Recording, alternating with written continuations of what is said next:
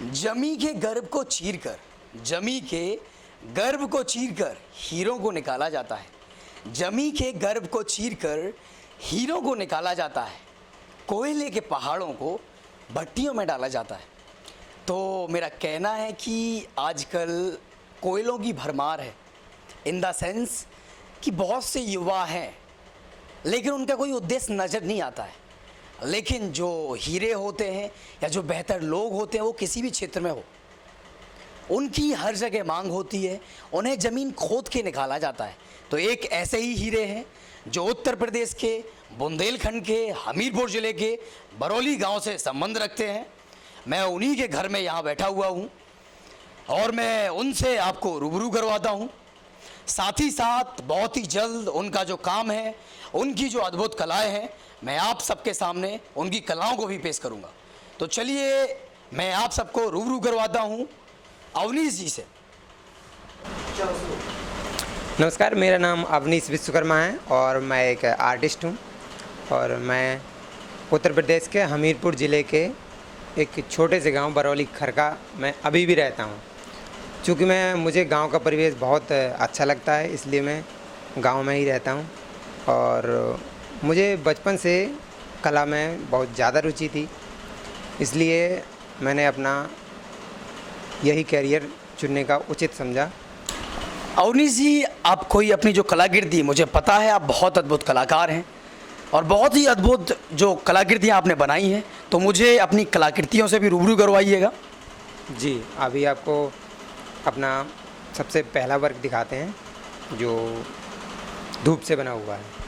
जी, इस पेंटिंग का नाम रखा है मैंने प्रेम की देवी मदर टेरेसा। चूँकि ये पेंटिंग और ये आर्ट टाइप क्या है, कौन सी, क्या आर्ट बोलते हैं इसे सनलाइट आर्ट बोलते हैं। ये पेंटिंग बनी है सूर्य के प्रकाश से। जी, सूर्य का प्रकाश जो है एक प्राकृतिक चीज़ है, तो ये पेंटिंग पूर्ण रूप से प्राकृतिक है। इस पेंटिंग में ना तो कलर का प्रयोग किया गया है किसी, और ना ही ब्रश का प्रयोग किया गया है। कलर की जगह पर सूर्य का प्रकाश और ब्रश की जगह पर मैग्नीफाइंग ग्लास का प्रयोग किया गया है।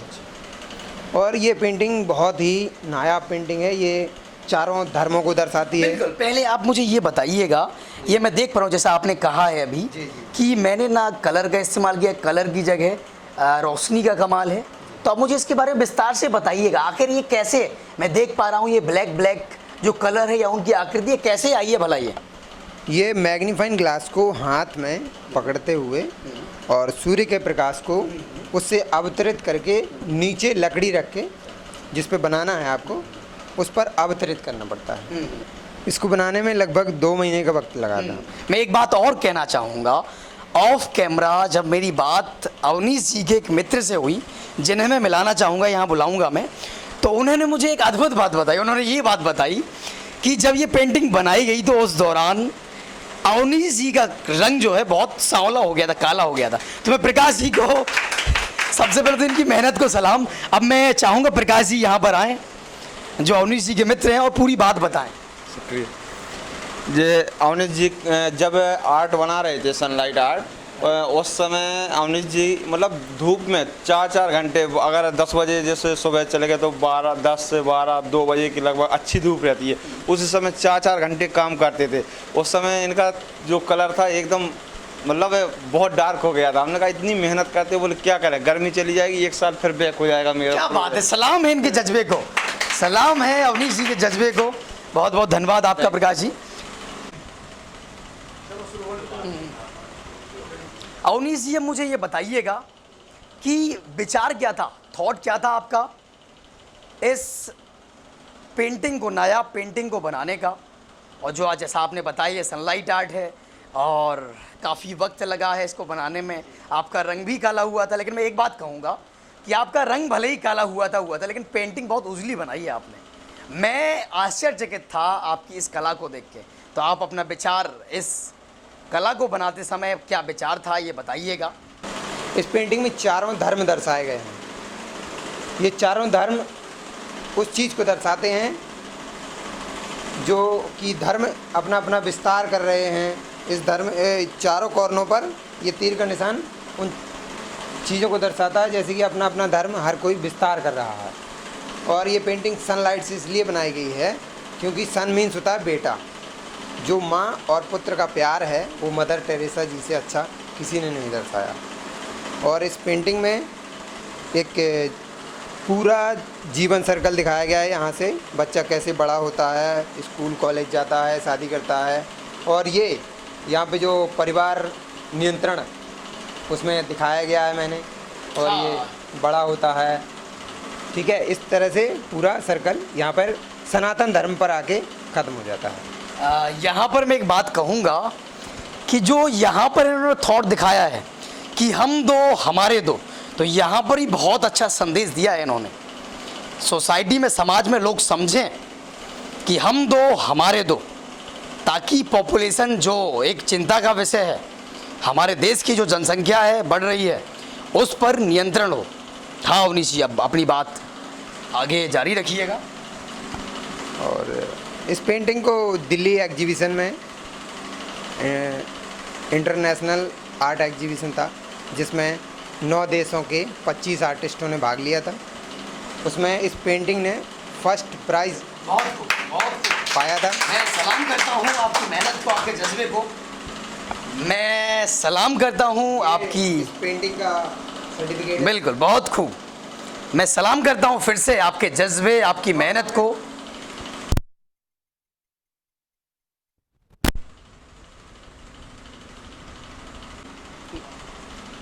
नौ देशों के प्रतिभागी आए थे, उसमें हमारे अवनीश जी को पहला स्थान प्राप्त हुआ था इस नायाब कलाकृति को लेके। तो मैं चाहूँगा कि जो समाज है इनकी कला को सराहे, इन्हें और प्रोत्साहित करे, क्योंकि एक जो कलाकार होता है ना, वो पैसों का भूखा नहीं होता, लेकिन प्यार का बहुत भूखा होता है वो। तो अगर आपका प्रोत्साहन मिलेगा, इनकी कलाकृति और निखरेगी। मुझे पूरा विश्वास है कि आगे ये इस कला को बहुत आगे तक ले जाएंगे, और अपने नाम का ही नहीं, अपने गांव का नाम ही नहीं, अपने देश का नाम भी रोशन करेंगे। बहुत बहुत धन्यवाद आपका। अब मैं आगे आपको कहूँगा कि आप अपनी और भी अद्भुत जो कलाकृतियाँ हैं उन्हें दिखाएं। सबसे पहले मैं अपने missile man Shri APJ Abdul Kalam ji को सलाम करता हूं, और ये नायाब पेंटिंग हमारे अवनीश जी ने बनाई है। और मैं चाहूँगा कि मेरे जो दर्शक हैं, ऑडियंस है, वो यहाँ गौर करें। ये दूर से देखने में लग रहा होगा पेंसिल से बनी हुई है, लेकिन ये स्टेपल से बनाई गई है। जो स्टेपल होते हैं ना, जो हम 2 पन्ने जोड़ने होते हैं, ठोकते हैं, जैसे पंच बोलते हैं अपनी भाषा में, हिंदी भाषा में, वो उनका यूज करके बनाया गया है। तो इस आर्ट को स्टेपल आर्ट कहते हैं। अब मैं अपनी जी से पूछूंगा, इस पेंटिंग में एक थॉट भी छिपा है जो इन्होंने ऑफ कैमरा मुझे बताया था। पहले उस थॉट के बारे में बताएं, उसके बाद कैसे इसे बनाते हैं इसके बारे में बताएं।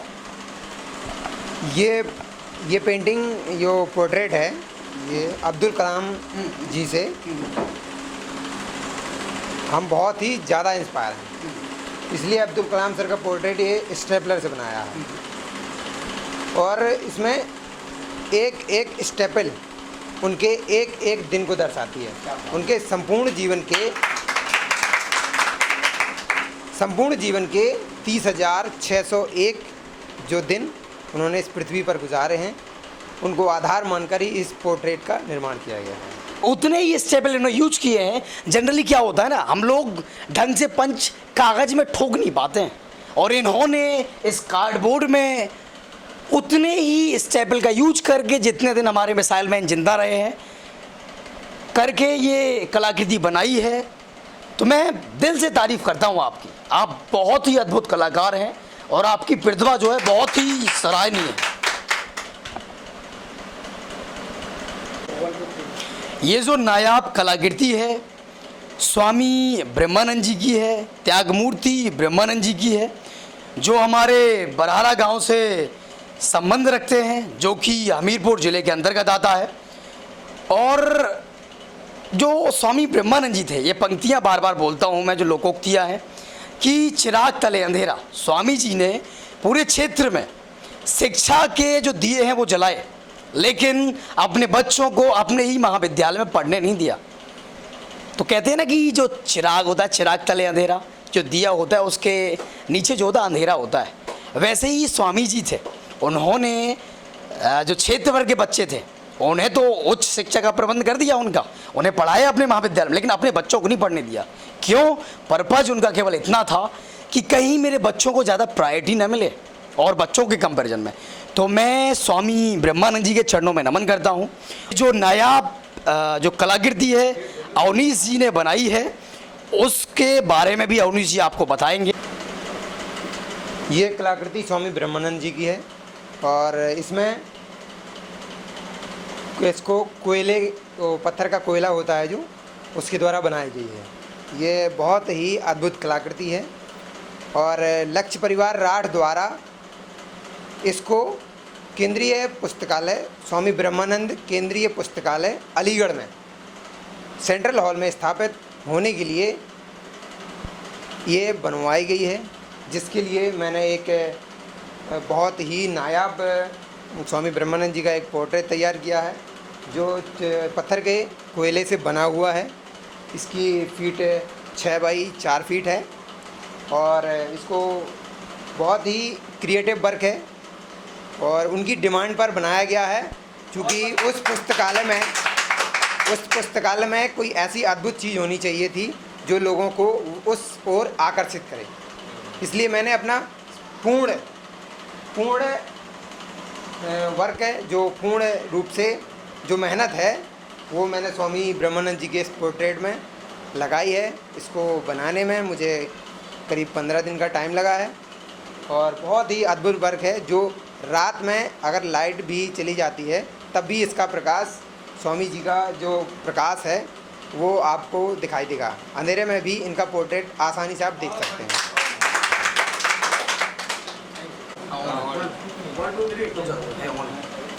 ये जो पोर्ट्रेट देख रहे हैं आप, ये पत्थर के कोयले से बनी हुई है और इसमें जो ये छोटे छोटे से लेकर ये 1 mm 2 mm या उससे भी छोटा है कोई, उससे लेकर 1.5 इंच या 2 इंच तक का इसमें कोयले का टुकड़ा प्रयोग किया गया है।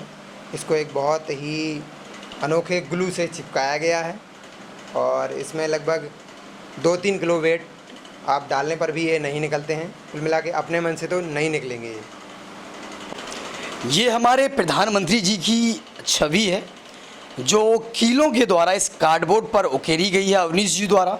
ये पोर्ट्रेट हमारे आदरणीय प्रधानमंत्री नरेंद्र मोदी जी का है और उनके विचारों से मैं अत्यधिक प्रभावित हूँ, इसलिए मैंने उनको गिफ्ट स्वरूप प्रदान करने के लिए इस पोर्ट्रेट का निर्माण किया था।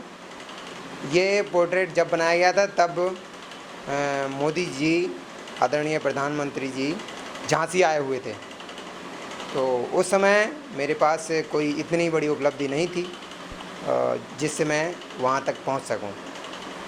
तो ये पोर्ट्रेट कीलों से बनाया गया है, इसमें 3239 कीलों का प्रयोग किया गया है और ये एक 3D आर्ट वर्क है और इसको 4 प्रदेशों में अलग अलग एग्जीबिशन में प्रदर्शित कर चुका हूँ मैं, जिसके लिए मुझे सर्टिफिकेट्स और अवार्ड्स मिले हैं।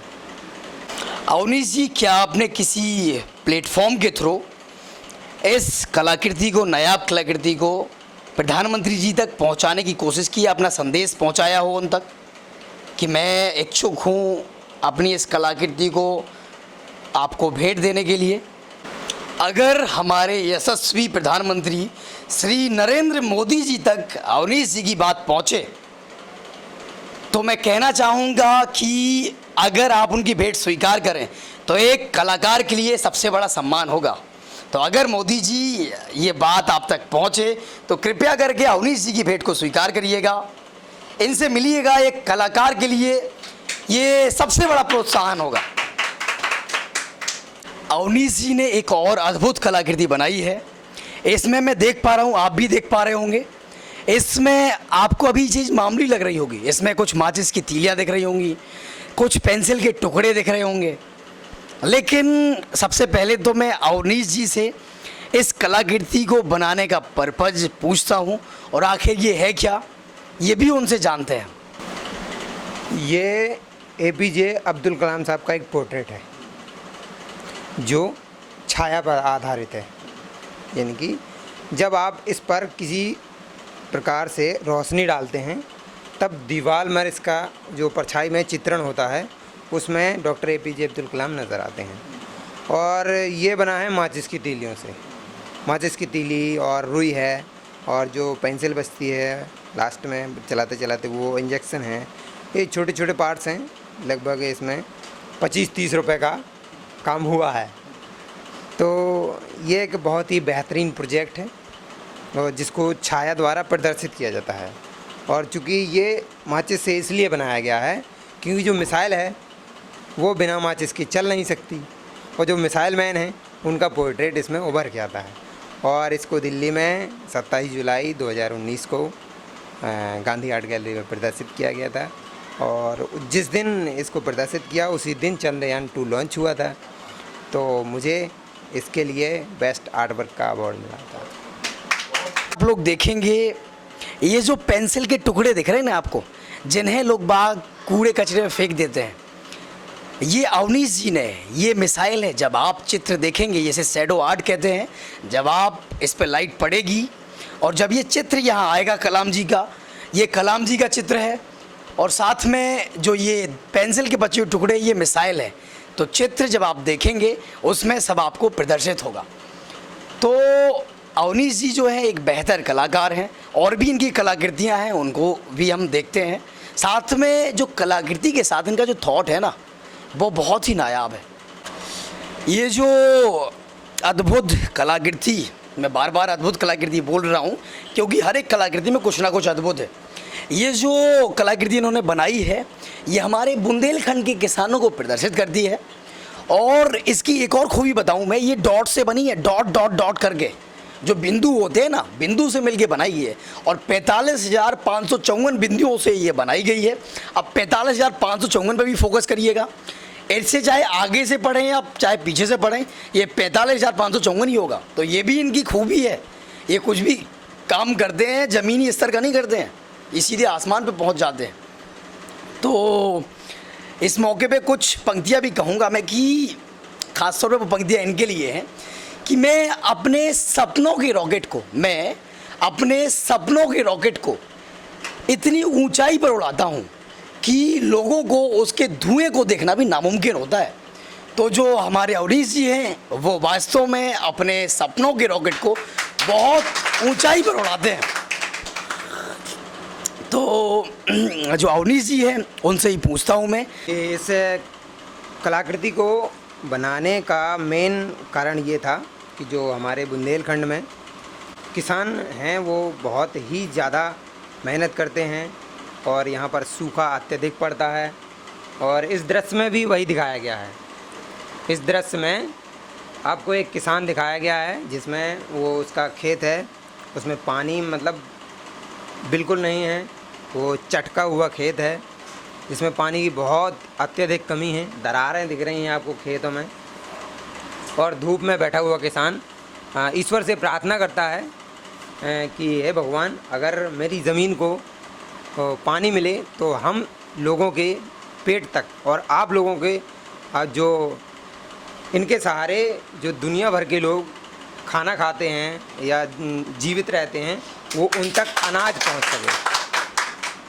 तो इसका मेन कारण यही था कि हमारे बुंदेलखंड के किसानों की जो दुर्दशा है या आप कह लीजिए हालात ख़राब हैं वो दुनिया तक पहुंच सके। अवनीश जी से मैं उनके आगे की क्या कार्य योजना है इसके बारे में पूछूंगा। मैं और पूछूंगा कि इनके क्या शौक़ हैं और कलाकृति के अलावा भी क्या कुछ और चीज़ों में इनकी रुचि है। मुझे बचपन से ही साइंटिस्ट बनने का शौक़ था, जिसके लिए मुझे बहुत सारी छोटे छोटे वर्क कबाड़ या टुकड़े मिलते थे जिनके द्वारा मैं तरह तरह की चीज़ें बनाता रहता था।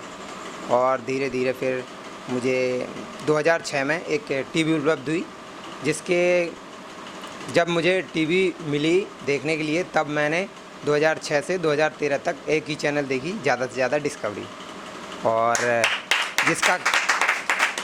जिसका रीज़न ये रहा कि मुझे बहुत अत्यधिक पसंद आई और उसने मेरी सोच पूरी तरह बदल दी। मैं एक साइंटिस्ट बनना चाहता था, इसलिए मैंने मैथ से ग्रेजुएशन कंप्लीट की और उसके बाद आगे थोड़ी स्थिति ख़राब होने के कारण मैं नहीं बन पाया, वो बात अलग है। लेकिन वो जज्बात और वो जिज्ञासा मेरे अंदर आज भी है और हमेशा रहेगी। और हॉबीज़ के बारे में कहें तो जैसे कि अपनी लैंग्वेज एक हमने खोजी है जिसको सांकेतिक भाषा कहते हैं, जिसे मैंने अपना नाम दिया है ASL, अपनी सीक्रेट लैंग्वेज। इसको कोड वर्ड में लिखा जाता है, जो मैं अपनी पर्सनल चीज़ें इसमें लिखता हूँ। और जैसे कि बाइक मॉडिफिकेशन है और लकड़ी के बर्तन बनाना है और तरह तरह के यूनिक आइटम्स हैं और तरह तरह के आर्ट वर्क और नए नए प्रकार के माध्यम प्रयोग करके मुझे आर्ट वर्क बनाना बहुत ज़्यादा पसंद है। तो Guinness book of world record में भी मेरा नाम दर्ज है। हम कामना करते हैं कि आप ऐसी ही मेहनत करते रहें और आपका नाम जल्द ही Guinness book of world record में जल्द ही आपका नाम देखें। और आपने एक बात बताई थी कि आप 1000 सीसी जो बाइक है मॉडिफाई करके 1000 सीसी बाइक बनाने वाले हैं, तो उसके बारे में बताइए और काम कहाँ तक पहुँचा ये भी थोड़ा जिक्र करें। बाइक मॉडिफिकेशन का बहुत शौक़ है, क्योंकि मुझे 4 व्हीलर पसंद नहीं है, इसलिए मैं बाइक चलाता हूँ और मेरे पास अभी बाइक है भी। लेकिन मुझे एक अच्छी सी और बड़ी सी बाइक बनाने का शौक़ है, ताकि मैं लोगों को दिखा सकूं कि मैं क्या क्या बना सकता हूं। और जिसके लिए मैंने अभी प्रोसेस चालू किया है। एक मारुति 800 का एक पुराना मॉडल ख़रीदा हुआ है जो कुछ दिनों में आने वाला है, उसका इंजन निकाल के और एक पुरानी बाइक ख़रीद के उसमें फ़िट करके एक 1000 सीसी का एक बाइक जो अच्छी दौड़ सके, जिसमें अधिकतर जो ऊपरी पार्ट्स हैं वो लकड़ी से बनाए जाएंगे। इसमें ज़्यादातर चीज़ें जो होंगी वो लकड़ी से बनाएंगे। साथ में आपने ये भी बताया था मुझे कि आपकी सोच है अगर Guinness book of world record में आपको अपना नाम देखना है, तो आपने मुझे जिक्र किया था कि मैं इतने इतने जो चित्र हैं वो बनाऊंगा, तो उसके बारे में भी थोड़ा जिक्र करिएगा ताकि लोग बाग जाने कि हाँ आपकी जो कार्य योजना है वो ज़मीनी स्तर पर कितनी कारगर है। जो Guinness book of world record में मैं अपना नाम दर्ज करवाना चाहता हूं, जिसके लिए मैं बहुत ही ज़्यादा मेहनत कर रहा हूं और मैं पर डे 5 से 10 स्केच बनाता हूं, जो कि रेड पेन से होते हैं, क्योंकि रेड पेन को रेड कलर को मैंने अपना एक यूनिक कलर चुन लिया है और जिसके कलर से मैं पोर्ट्रेट बनाता हूं। ये पेपर होता है, A4 साइज़ का पेपर होता है, जिसमें मैं रेड कलर पेन से पोर्ट्रेट बनाता हूं और लगभग अभी तक मैं 150-200 पोर्ट्रेट बना चुका हूं और 2025 तक मुझे लगभग 1 लाख पोर्ट्रेट बनाने का रिकॉर्ड बनाना है, जिसके लिए मैं पर डे सुबह से लेकर शाम तक 10 से 15 पोर्ट्रेट रोज़ बनाता हूं। एक और सवाल रह गया है मेरा, जो मैं आपसे पूछूंगा कि अगर किसी को आपकी चित्रकारी पसंद आती है, कलाकृति पसंद आती है और उसे भी आपसे या तो पेंटिंग्स आपके नायाब हैं जो आप उन्हें बेचना चाहें या अपनी भेंट स्वरूप देना चाहें या उनका ही पोर्ट्रेट बनाना चाहें, तो वो आपसे कैसे संपर्क कर सकते हैं या क्या तरीका है, ये भी इसके बारे में भी जिक्र करिए। जिस किसी भाई बंधुओं को मेरा आर्ट वर्क या मेरी कलाकृति पसंद आई हो या कोई आप बनवाना चाहता हो, तो मेरा एक फ़ेसबुक पेज है अवनीश आर्ट के नाम से, और आप फेसबुक पर भी फेसबुक पर मैसेंजर पर चैट कर सकते हैं, उसमें बता सकते हैं आप कि मुझे ये बनवाना है। अवनीश विश्वकर्मा मेरा फेसबुक प्रोफाइल है और इंस्टाग्राम पर भी आप फॉलो कर सकते हैं ऑफिशियल अवनीश अभी के नाम से, और अवनीश विश्वकर्मा के नाम से आप ट्विटर पर भी फॉलो कर सकते हैं। और मेरा नंबर भी आपको मेंशन्स कर दिया जाएगा, जिसके थ्रू आप ऑर्डर दे सकते हैं और अपनी पेंटिंग्स बनवा सकते हैं और एक बहुत अत्यधिक मुझे प्रोत्साहित कर सकते हैं।